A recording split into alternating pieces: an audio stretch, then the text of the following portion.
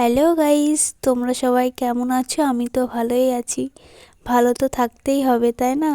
বাঙালির একমাত্র উৎসব দুর্গাপুজো, যেটা এক বছর সবাই অপেক্ষা করে যে কবে আসবে। আবার দেখো, দিনটা আসতে না আসতে আবার 5টা দিন চলেও যায়। যাই হোক, কিছু করার নেই। আমাদের যেরকম শ্বশুরবাড়ি যেতেই হবে, তেমন মাকেও তো শ্বশুরবাড়ি যেতে হবে।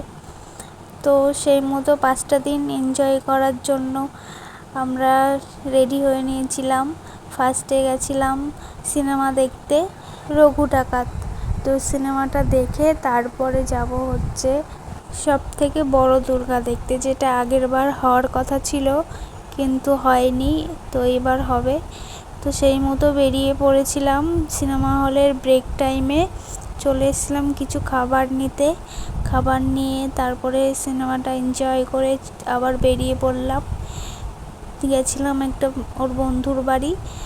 তো চারিদিকে ঝলমল পুজোর গান বাজছে, তো খুব ভাল লাগছিল বাইরে বেরিয়ে। তারপরে চলে গেছিলাম কামালপুরে, যেখানে কিনা বড় দুর্গা ঠাকুর হয়েছে।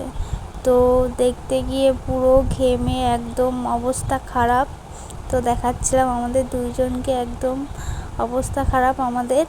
হেঁটে হেঁটে একদম পা ব্যথা হয়ে গেছে। তো ফাইনালি দেখতে পেয়েছি।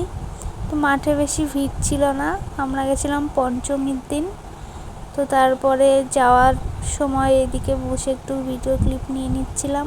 তো ভিডিওটা এখানেই শেষ করছি। তোমরা কেমন এনজয় করলে কমেন্ট করে জানিও।